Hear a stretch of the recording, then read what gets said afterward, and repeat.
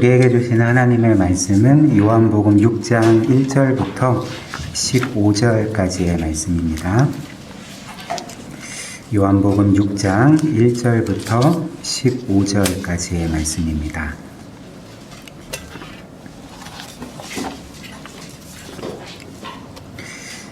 신약성경 151쪽에 있습니다. 요한복음 6장 1절부터 15절까지 말씀을 저와 한 절씩 교독하시겠습니다.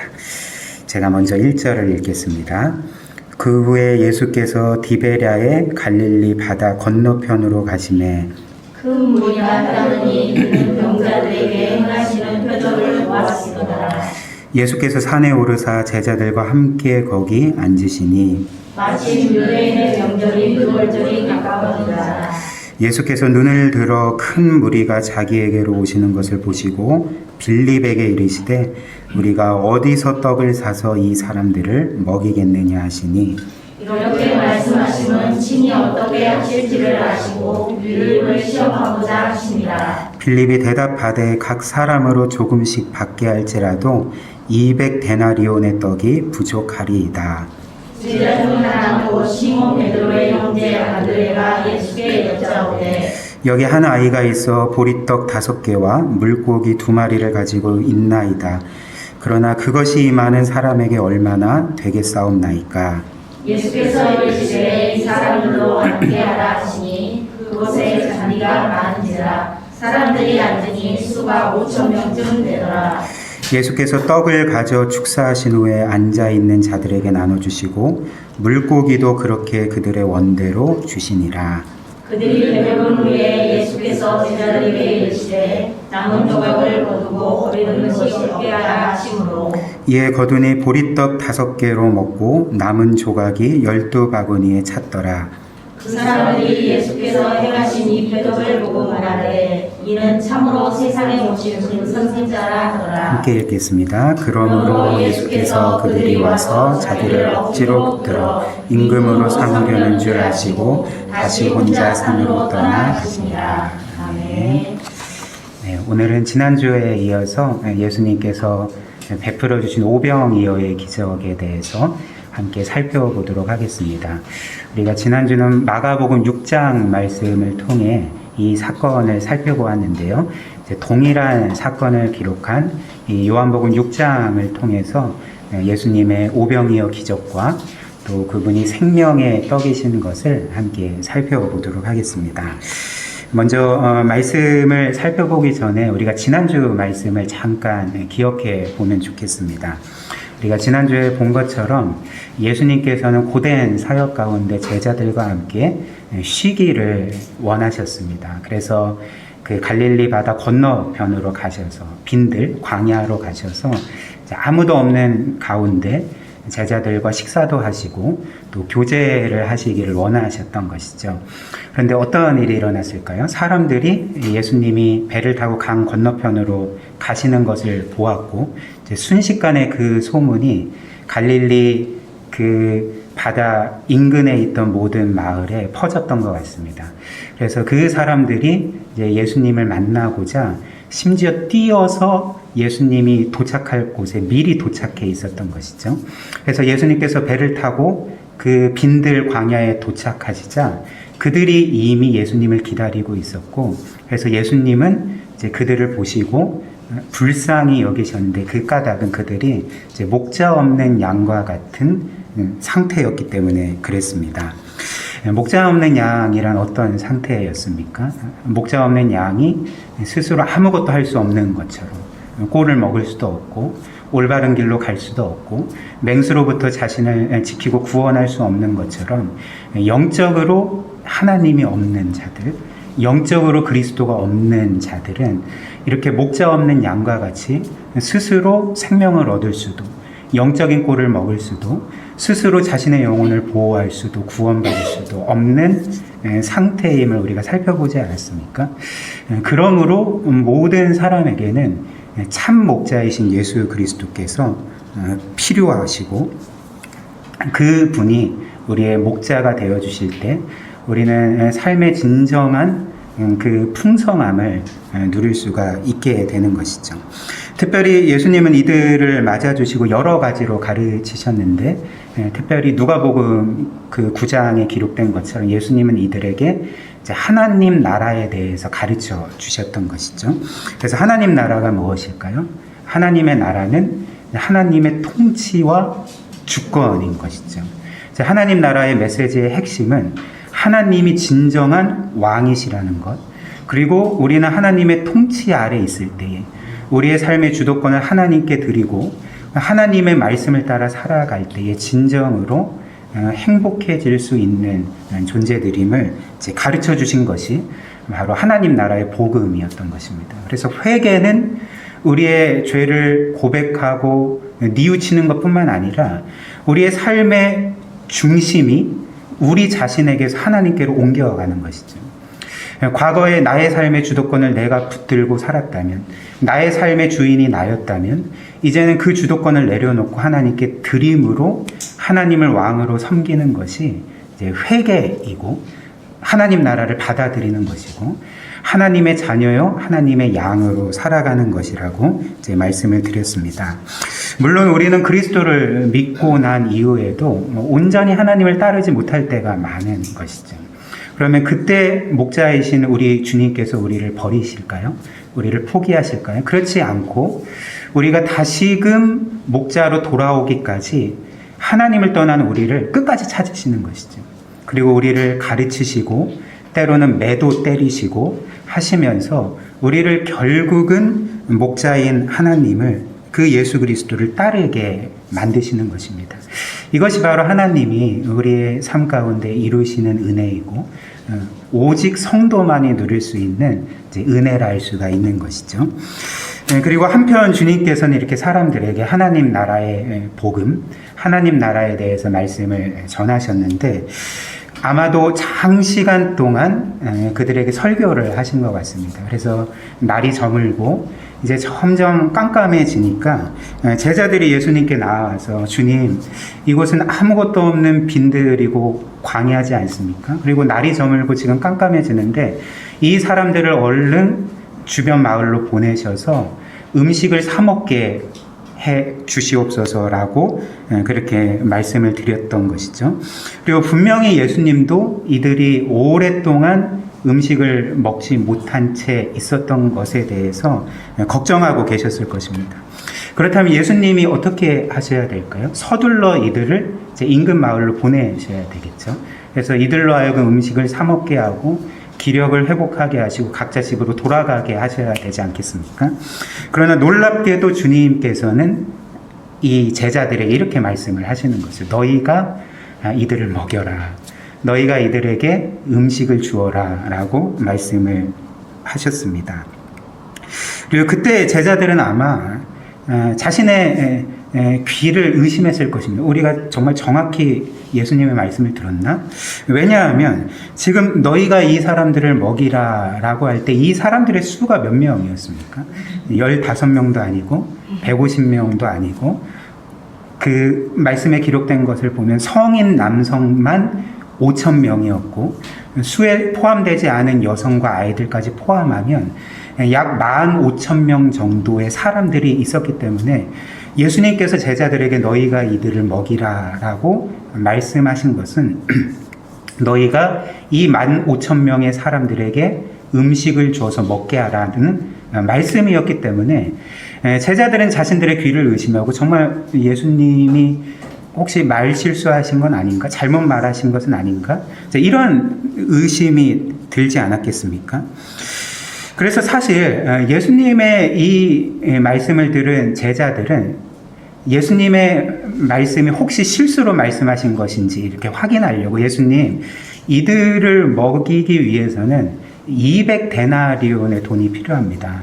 당시 1데나리온이 하루 노동자가 일해서 받는 품삯이었거든요. 그러니까 지금으로 치면 한 10만 원 정도 되겠죠.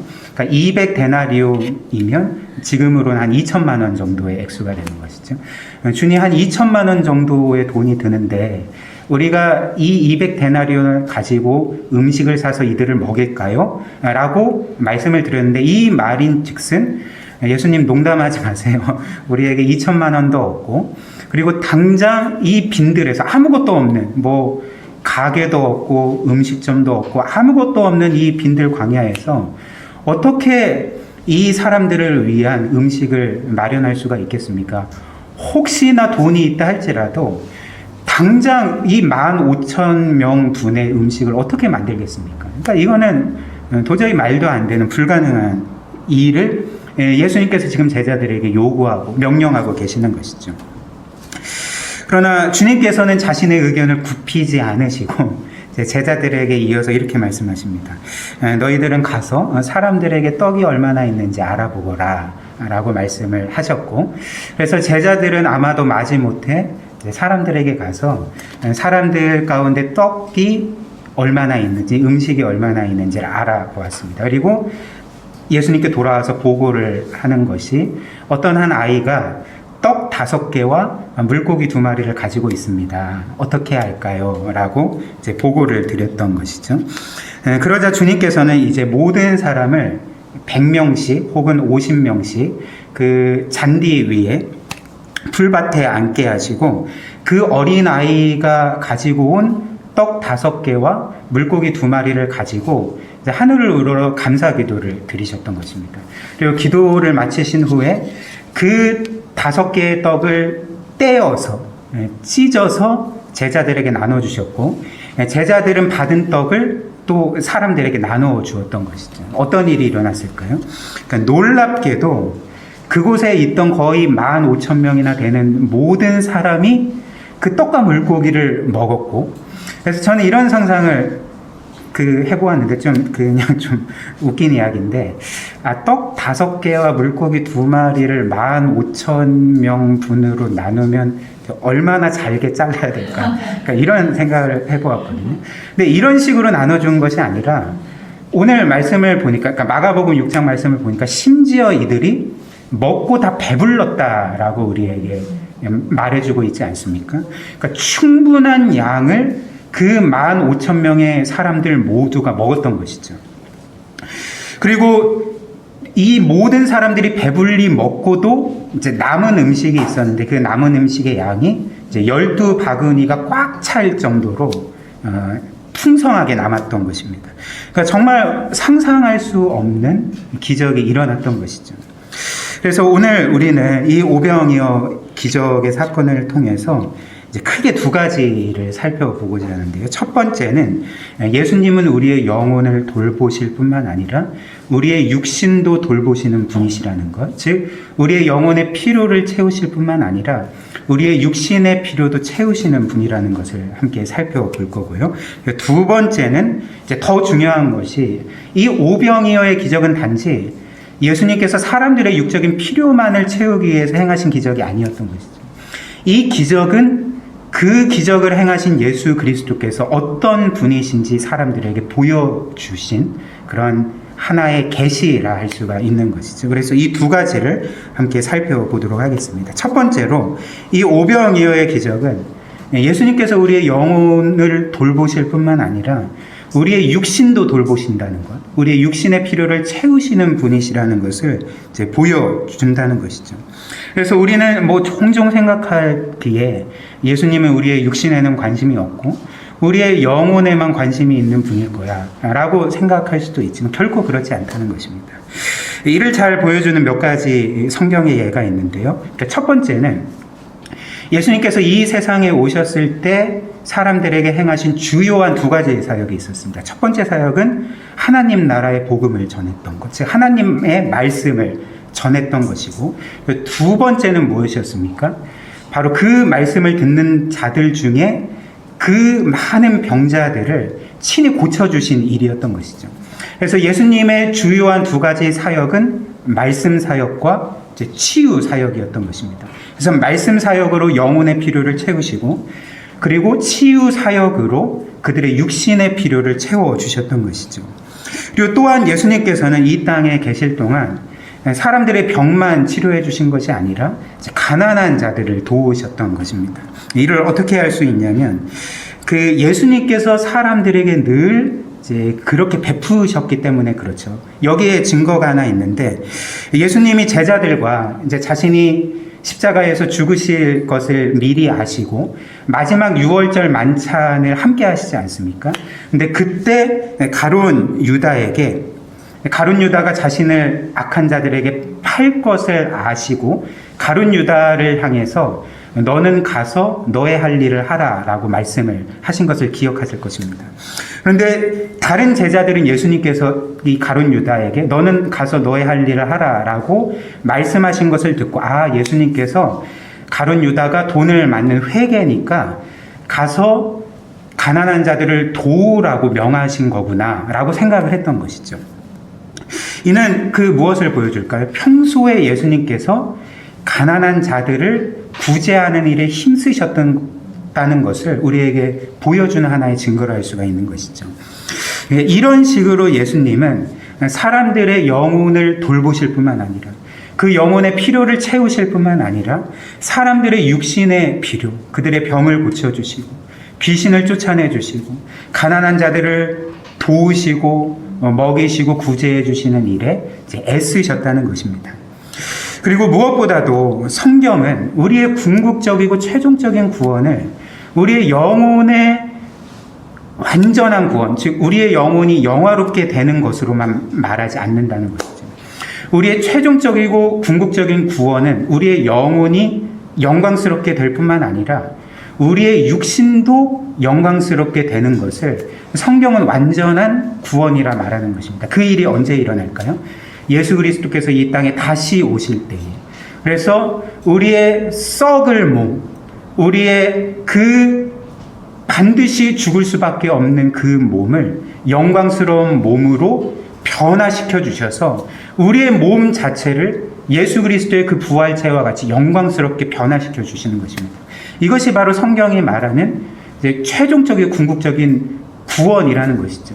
그리고 이를 통해 알 수 있는 바는 무엇이냐면 하나님은 우리의 영혼만 위하시는 분이 아니라 우리의 육신도 위하시고 우리의 육신도 구원하기를 원하시고 우리의 육신의 고통과 아픔을 돌보시고 그래서 그 모든 고통으로부터 구원하기를 원하시는 분이심을 우리가 깨닫게 되는 것 아닙니까?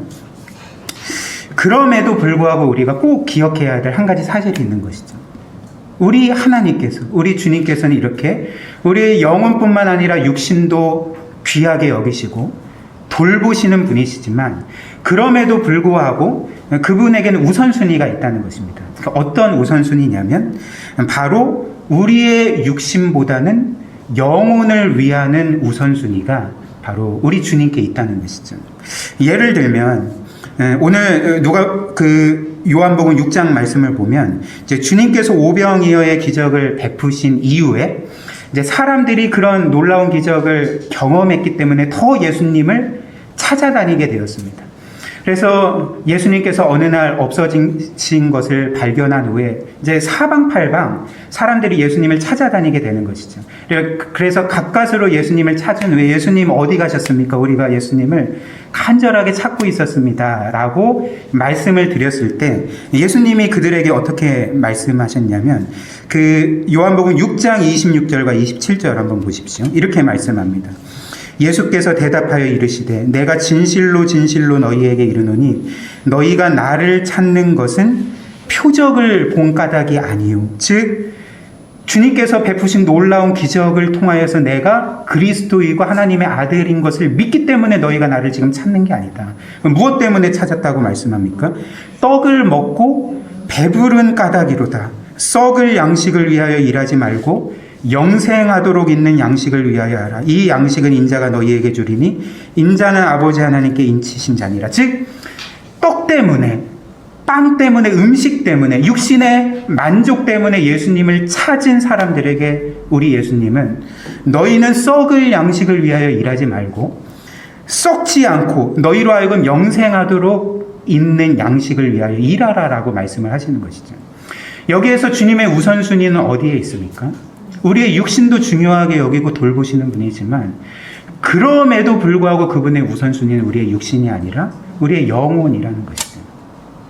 썩을 양식을 위해서 너의 몸의 만족을 위해서 살지 말고 너희의 영혼의 구원과 영원한 생명을 위하여 살라라고 말씀을 하시는 것입니다. 그리고 또 한 가지 예를 들면 누가복음 12장 말씀을 보면 주님께서 한 가지 그 이야기를 들려주시지 않습니까? 그 어리석은 한 부자의 이야기를 들려주시는데 우리가 이 이야기를 잘 알고 있으리라 생각을 합니다. 예수님의 이야기에 따르면 어떤 한 부자가 있는데 그 부자가 한 해 농사를 너무나도 성공적으로 마치고 밭에서 큰 수확을 얻게 되었던 것이죠. 그런데 이제 문제가 생겼습니다. 어떤 문제였냐면 그 거둬들인 그 많은 곡식을, 양식을 창고에 드리려고 하니까 창고가 부족한 거예요. 그 공간이 없는 거예요. 그래서 그가 생각하기에 그렇다면 내가 기존에 있는 창고를 헐고 내가 거두어들인 이 양식과 나의 재물을 그곳에 다시금 저장해야 되겠다 생각을 하고 실제로 원래 있던 그 창고를 허물고 새로운 더 큰 창고를 지었던 것이죠. 그리고 그곳에 이제 수확한 곡식과 재물을 이렇게 쌓아두고 난 후에 이렇게 모든 일을 마무리한 후에 이제 부자가 너무나도 만족스러운 나머지 뭐라고 얘기를 했습니까?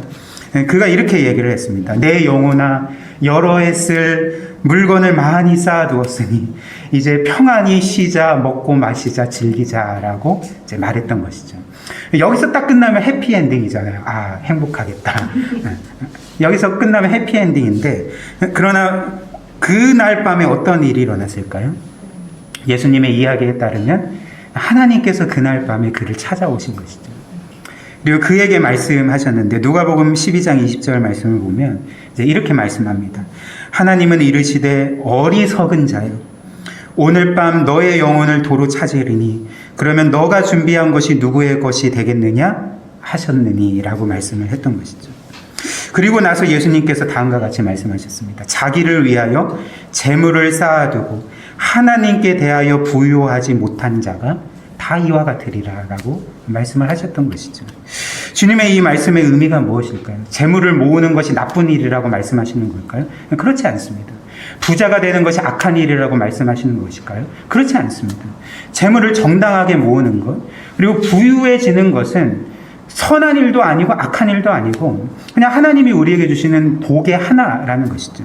그러나 그럼에도 불구하고 이제 주님이 말씀하시는 바는 우선순위가 있다는 것이죠.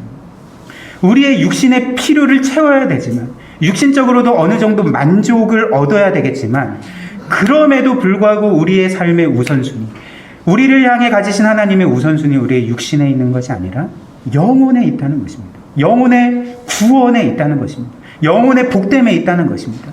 그러므로 자신의 영혼을 돌보지 아니하고 이 땅의 재물에만 집중하여서 거기에 참 만족을 얻으려고 했던 이 부자에게 하나님은 어리석은 자여라고 부르셨던 것이죠.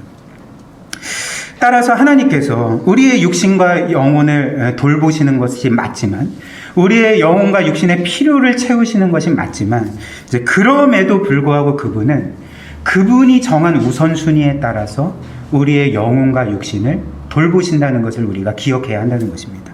즉 하나님은 우리의 육신을 돌볼 때에 그리고 우리에게 육적인 복을 주실 때에 그것이 혹시라도 우리의 영혼의 건강과 또 우리의 영혼의 복됨에 해가 되거나 방해가 된다면 우리의 영혼의 건강과 복됨과 구원을 유지하고 증진시키는 한도 안에서 우리의 육신을 돌보시고 육신의 필요를 채우신다는 것을 우리가 기억해야 한다는 것입니다. 그래서 만약 우리가 이 땅에서 누리는 어떤 육신의 건강함 그리고 부요함 풍요로움 이 모든 것들이 때로 우리의 영혼의 건강을 해치게 된다면 우리로 하여금 하나님을 덜 찾게 하거나 하나님을 전혀 생각하지 못하게 하거나 혹은 하나님의 말씀을 따르는 삶에 있어서 우리를 막고 방해하고 하나님을 멀리 떠나게 한다면 하나님은 때로는 우리에게 결핍을 경험하게 하시기도 하시고 때로는 고난을 경험하게 하시기도 하시고 때로는 우리의 인생의 길을 막게 하시기도 하시고 실패를 경험하게 하시기도 하는 것이 바로 우리 하나님 아버지의 자녀를 향한 섭리라는 것입니다. 왜 그럴까요? 우리는 일반적으로 삶에 아무런 문제도 없고 우리가 계획하고 행하는 모든 일이 다 잘 되고 그리고 늘 건강하고 충만하고 부유하면 한번 생각을 해보십시오. 이런 상태에 있으면 우리가 과연 하나님을 간절히 찾을까요? 정말 간절한 마음으로 늘 하나님을 찾고 구하고 나가고 하나님의 도우심을 구하겠습니까? 물론 그럴 수도 있지만 그렇지 않을 가능성이 훨씬 더 많은 것이죠. 우리는 사실 우리의 이 땅에서의 삶이 이렇게 아무 문제 없이 만사형통하고 내가 얻고 싶은 모든 것들을 얻고 이루고 싶은 모든 것들을 이루면 사실 우리는 간절하게 하나님을 찾지 않습니다. 하나님을 절박하게 필요로 하지 않고 그분을 구하지 않습니다. 그분께 나아가지 않는 것이죠. 잠언에 기록된 아굴의 기도가 이를 잘 보여주는데 우리가 잠언 말씀 지금 묵상하고 있지 않습니까?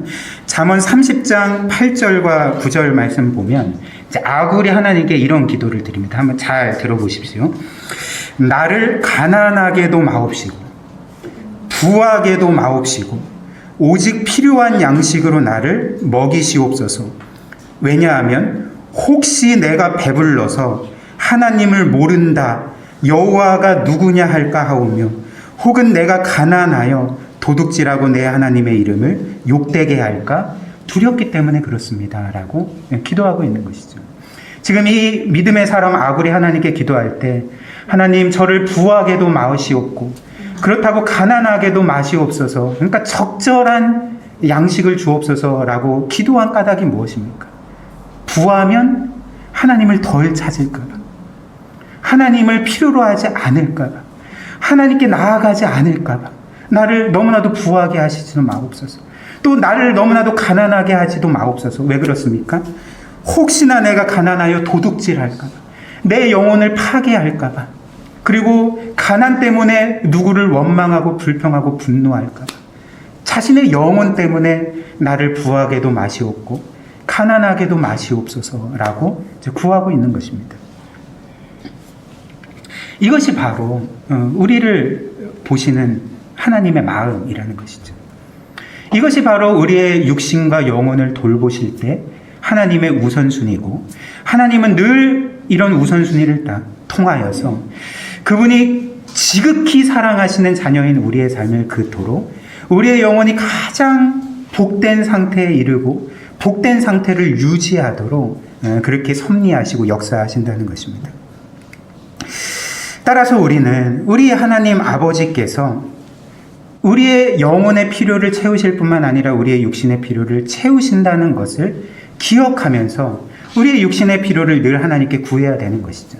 주님께서도 주기도문을 통하여서 우리에게 이 땅의 자원들을 하나님께 구하라 명하시지 않았습니까? 즉 하나님께 너희는 일용할 양식을 주시도록 구하라라고 말씀하시지 않았습니까?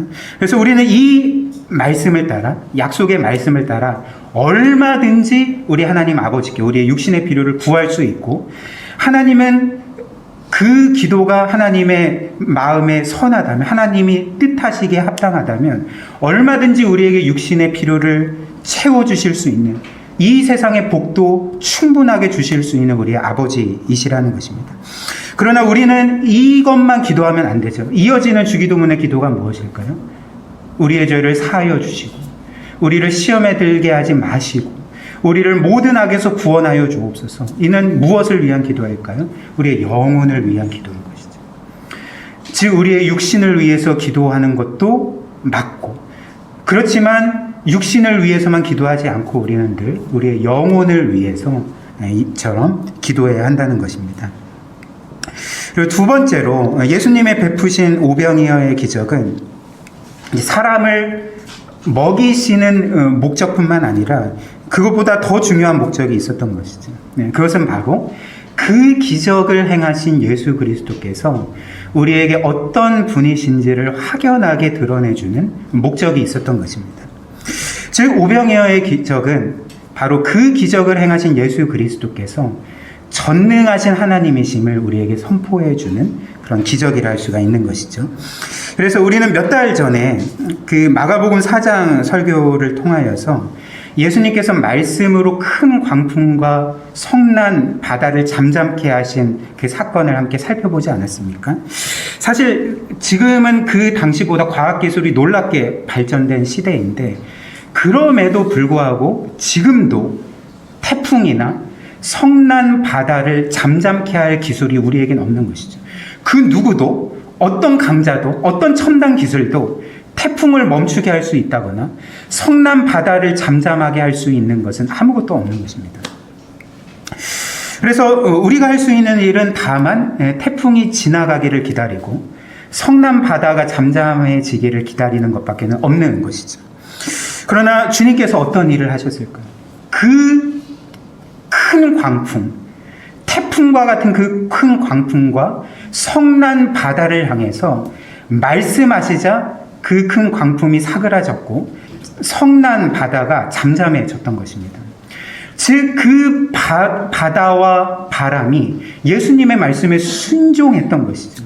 이는 바꿔 말하면 무엇을 뜻할까요? 예수님은 바람과 바다를 주관하시는 창조주 하나님, 주권자 하나님, 만왕의 왕이신 하나님을 보여주는 사건이 아니었습니까? 이 세상에 바람과 바다에 대해서 명령하실 수 있는 것, 그리고 바람과 바다를 자기 뜻대로 순종하게, 복종하게 만들 수 있는 분이 누가 있겠습니까? 바로 천지 만물을 창조하시고 그분의 말씀을 따라서 이 세상 만물을 운행하시고 주관하시고 통치하시는 하나님 한 분밖에 없는데, 예수님은 바로 이 기적을 통해 자신이 전능하신 하나님이시며 창조주요 만왕의 왕이신 하나님이심을 제자들에게, 사람들에게 이제 보여주셨던 것이죠. 그리고 오늘 본문 말씀에서 보면 예수님은 이 떡 5개와 물고기 2마리로 15,000명분의 음식을 만들어내셨습니다. 그 수많은 사람들을 먹이셨던 것이죠. 그것도 심지어 배불리 먹이시고 남은 음식이 12바구니 꽉 차게 남았던 것입니다. 사실 이는 자연의 질서와 물리법칙을 완전히 벗어나는, 깨트리는 일이 아니겠습니까? 어떻게 떡 5개와 물고기 2마리가 15,000명의 배불리 먹을 수 있는 양의 음식으로 불어날 수가 있겠습니까? 이는 도저히 상상할 수 없는 일이고 불가능한 일이고, 이 세상에 우리가 알고 있는 자연 법칙과 질서를 깨트리고 초월하는 일이라는 것을 보여주는 것이죠. 따라서 그 큰 광풍과 성난 바다를 잠잠케 하시는 그 예수님께서 이 오병이어를 통하여서 수많은 사람들을 먹이신 이 사건 또한 그분이 온 세상 만물과 자연의 질서와 법칙을 주관하고 계시는 창조주 하나님, 만왕의 왕이신 하나님을 보여주는 사건이라 할 수가 있는 것입니다. 이처럼 우리 주님께서는 이 세상 만물을 창조한 창조주로서 이 세상의 질서에 얽매여 계시는 분이 아니신 것이죠. 이 세상의 질서와 법칙에 제한되어 있는 분이 아니신 것이죠. 그분이 뜻하시기만 하면 그분이 원하시는 모든 일을 행하실 수 있고 기적을 행하실 수 있고, 그래서 다른 사람들이 도저히 불가능하다고 생각하는 모든 일들을 실제로 행하실 수 있는 하나님이시라는 것입니다. 그리고 이 오병이어의 기적은 사실 구약에 기록된 하나님께서 행하신 한 가지 기적을 우리로 하여금 떠올리게 하는 사건이지 않습니까? 이 오병이어의 기적이 구약의 어떤 기적, 어떤 사건을 떠올리게 할까요? 그렇죠. 하나님께서 출애굽 이후에 그 광야 40년 동안 이스라엘 백성을 매일 만나로 먹이신 그 기적의 사건을 떠올리게 하는 그 사건이 바로 이 오병이어의 기적이 아니겠습니까? 실제로 이 구약의 만나의 기적과 이 신약의 오병이어의 기적은 공통점이 많습니다. 무엇보다도 먼저 그 기적을 베푸신 장소가 구약에서도 만나를 먹었던 곳이 광야 빈들이었고, 그리고 이 오병이어의 기적을 경험했던 장소도 그 음식을 먹고 배부른 상태에 이른 그 장소도 광야 혹은 빈들이지 않았습니까? 그리고 또 한편으로 그 하나님께서 베푸신 기적을 통하여서 이스라엘의 수많은 백성들이 음식을 먹은 것처럼 신약에서 예수님이 베푸신 기적을 통해서도 이제 수많은 사람들이 음식을 먹고 배부르게 된 것에서도 이제 공통점이 있는 것이죠. 그리고 그 양식을 공급한 방식이 어떤 자연의 질서를 따른 방식이 아니라 자연의 모든 질서와 법칙을 초월한 기적적인 방식이었다는 점에서도 이 만나의 기적과 오병의 이어의 기적이 공통점을 갖는다는 것입니다. 그럼에도 다른 점도 있죠. 다른 점이 무엇일까요? 이제 이어서 나오는 예수님의 말씀처럼 하나님은 광야 40년 동안 매일 이스라엘 백성에게 만나를 내려주셨지만 그럼에도 불구하고 그 만나를 먹은 모든 이스라엘 백성은 결국 죽게 되었던 것이죠. 그들이 이 만나를 통하여서 계속 생명을 유지할 수 없었고 그들 모두 결국에는 죽게 되었다는 것입니다. 요한복음 6장 49절의 말씀처럼 예수님의 말씀처럼 광야에서 만나를 먹은 이스라엘 백성은 결국엔 다 죽었던 것이죠. 만나가 하나님의 은혜였지만 이스라엘 백성의 육신의 필요를 채우는 그 하나님의 은혜였지만 그들의 영혼을 영원히 살리기까지 하지는 못했던 것입니다. 그러나 영원한 하나님이신 이 예수 그리스도 그리고 자신을 생명의 떡이라 말씀하시는 이 예수 그리스도는 이 오병이어의 기적을 통하여서 수많은 사람들을 먹이셨을 뿐만 아니라 더 나아가서 그분이 행하신 일이 무엇일까요? 이제 그들을 영원히 살리신 일을 하시는 것이죠. 그래서 오늘 말씀을 보면 바로 예수 그리스도께서 자신을 어떻게 말씀하시냐면 나는 생명의 떡이고 나를 먹는 자마다 나를 믿는 자마다 죽지 않고 영생하리라 이렇게 말씀하셨던 것입니다. 그래서 요한복음 6장 48절부터 51절 말씀에 주님이 이렇게 말씀하십니다. 내가 곧 생명의 떡이니라.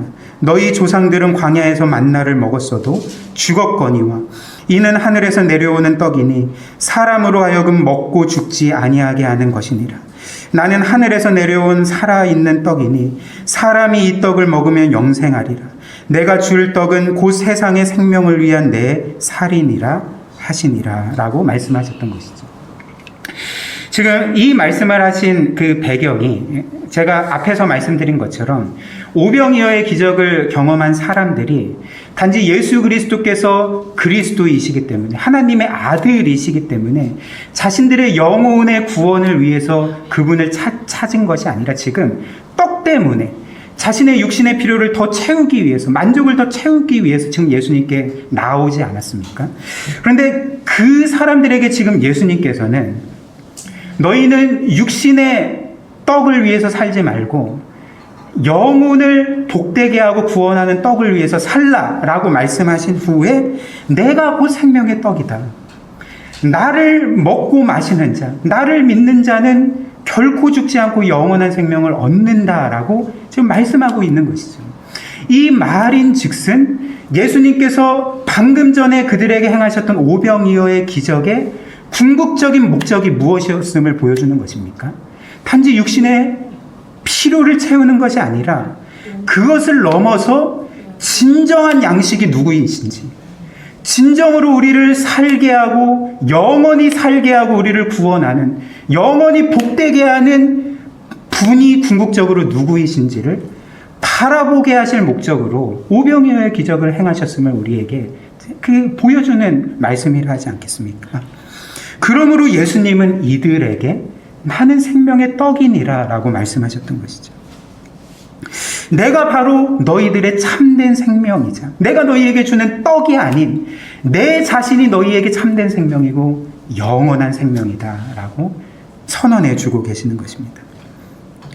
그리고 예수님께서 생명의 떡이 되셨다는 것은 그분이 우리의 참된 생명, 영원한 생명이 되실 뿐만 아니라 그분이 우리에게 영원한 생명을 주시기 위해서 행하신 일도 우리에게 보여주신 말씀이라 할 수가 있는 것입니다.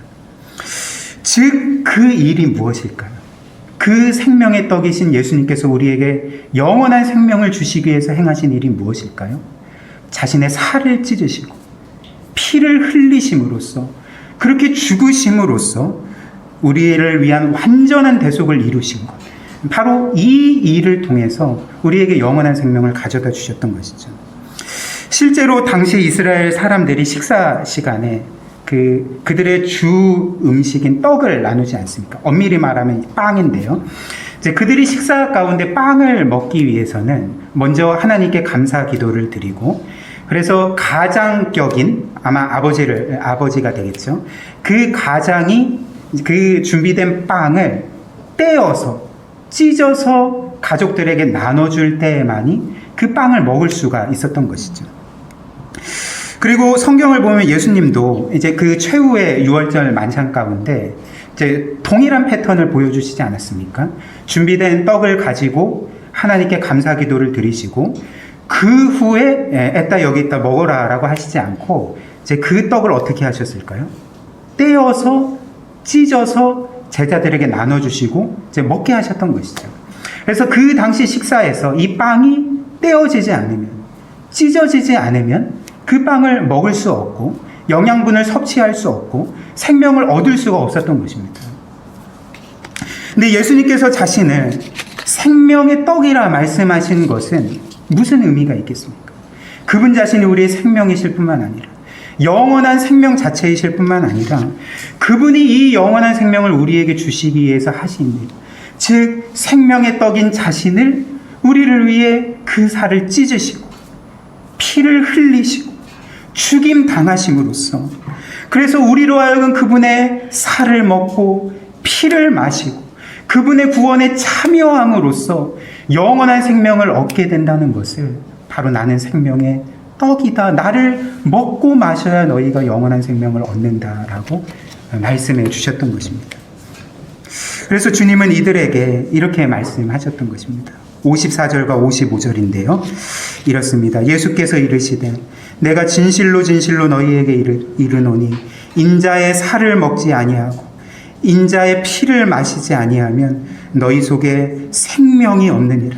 내 살을 먹고 내 피를 마시는 자는 영생을 가졌고 마지막 날에 내가 그를 다시 살리리라 라고 말씀을 하셨던 것입니다. 우리가 예수 그리스도의 살을 어떻게 먹을 수가 있겠습니까? 우리가 예수 그리스도의 피를 어떻게 마실 수가 있습니까? 그 당시 사람들도 예수님의 이 말씀을 도저히 이해할 수가 없어서 이 말씀을 들은 즉시 심지어 제자들도 많이 예수님을 떠났다라고 이후의 말씀에 기록하고 있습니다. 어떻게 우리가 그분의 살과 피를 먹고 마실 수가 있을까요?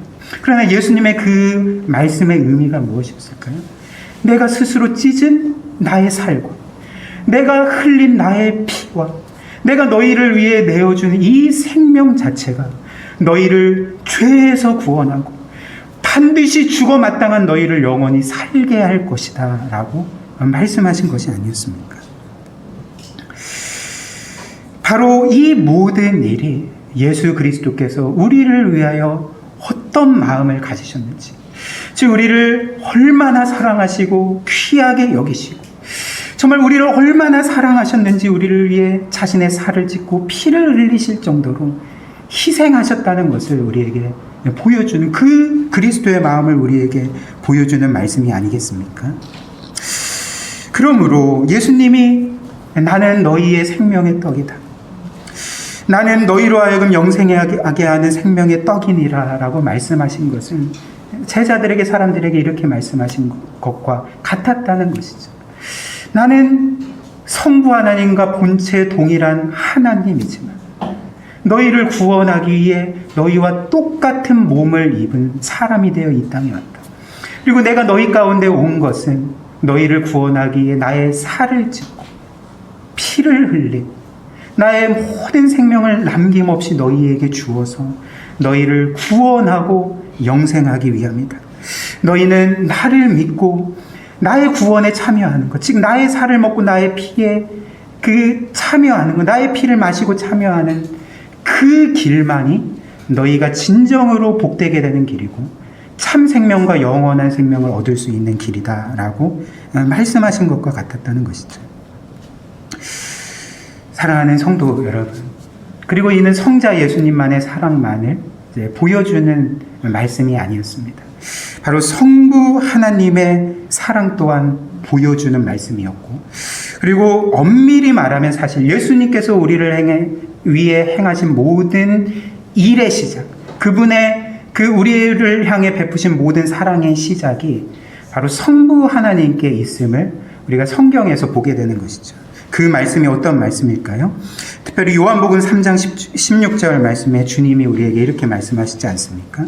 하나님이 세상을 이처럼 사랑하사 독생자를 주셨으니 이는 그를 믿는 자마다 멸망하지 않고 영원한 생명을 얻느니라 라고 말씀하셨습니다.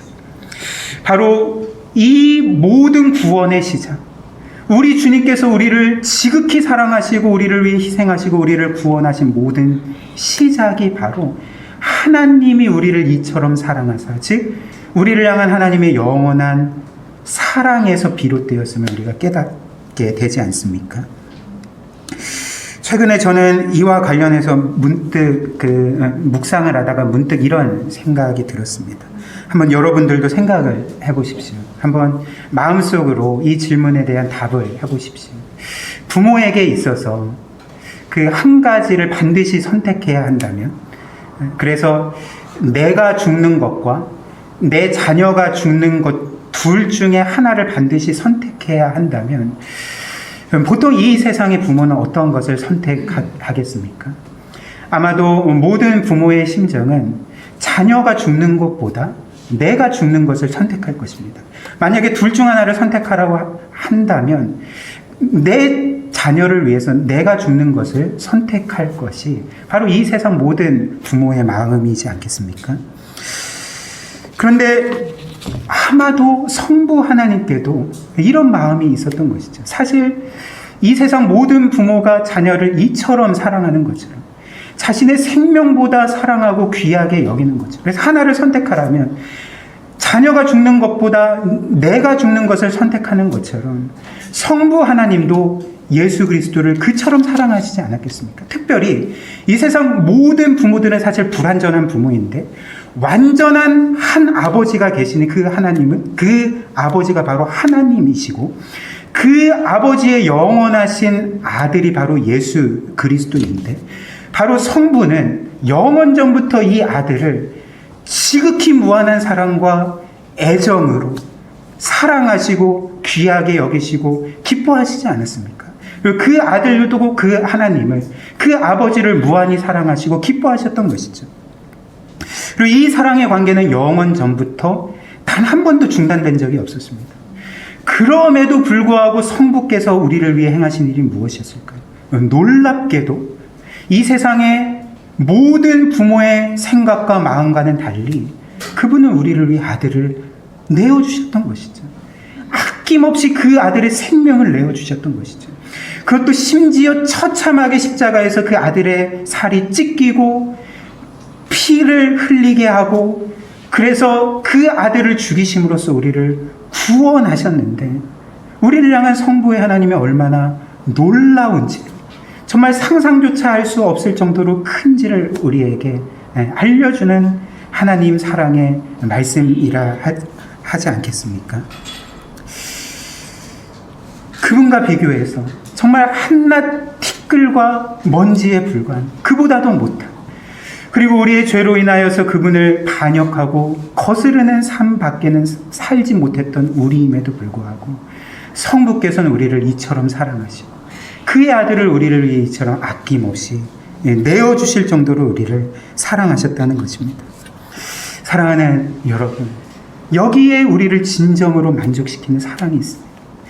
여기에 진정으로 우리의 영혼의 모든 필요를 완벽하게 채우는 사랑이 있는 것이죠. 그리고 우리로 하여금 그 하나님을 사랑하고 감사하고 기뻐하고 순종하게 만드는 완전한 사랑이 있습니다. 바로 하나님의 사랑이죠. 또한 이 사랑은 우리를 얼마나 귀하고 가치 있는 존재인지를 우리로 하여금 깨닫게 하는 사랑이지 않습니까? 이 세상 사람들이 생각하기에 우리의 존재의 가치와 영광은 우리 자신이 정하는 게 아닙니다. 우리 자신의 존재의 가치와 영광은 이 세상이 정하는 것도 아니죠. 우리가 생각하는 것처럼 혹은 보통 세상 사람들이 생각하는 것처럼 우리의 존재가 얼마나 가치 있고 영광스러운지는 우리가 이 땅에서 무엇을 하는지, 무엇을 얻는지, 그리고 무엇을 이루는지에 따라서 결정되는 것이 아닙니다. 성경에 따르면 우리의 존재의 가치와 영광은 우리가 정하는 것도 아니고 이 세상이 우리에게 정해주는 것도 아니라 이미 영원 전부터 정해져 있었던 것이죠. 하나님이 영원 전부터 우리를 사랑하시고 그 아들을 우리를 위하여 내어주심으로써 이미 너는 이 세상 만물 가운데 가장 가치 있는 존재다. 너는 이 세상 만물 가운데 가장 영광스러운 존재다. 라고 확정해 주시지 않았습니까? 이 시간 이 귀한 모든 은혜가 그 안에 담겨진 생명의 떡이신 예수 그리스도께 나아갑시다. 나를 믿는 자는 죽지 않고 영원히 살 뿐만 아니라 영원히 목마르지 않게 된다 말씀하신, 우리를 완벽하게 만족시키시고 우리를 완벽하게 복되게 하시는 그 그리스도께 나아갑시다. 그분 안에 우리를 향한 하나님의 사랑, 용서와 우리를 완전히 받아주시고 의롭게 선언해 주시는 것과 우리를 하나님의 그 사랑하시는 자녀로 세워주시는 은혜가 있습니다. 그리고 그에 따라서 감사함으로써 하나님께 순종하며 살아갈 수 있는 힘이 있는 것이죠. 이 그리스도께 나아가 그분 안에 있는 이 모든 은혜를 누리며 살아가는 것이 바로 가장 복된 삶입니다. 이것을 늘 기억하고 믿고 의지하며 끊임없이 생명의 떡이신 그리스도께 나아가서 이 풍성한 은혜를 누리는 복된 삶 사시기를 주님의 이름으로 축복합니다. 이 시간 우리 함께 기도하도록 하겠습니다. 이 시간 우리 말씀 기억하며 기도하실 때에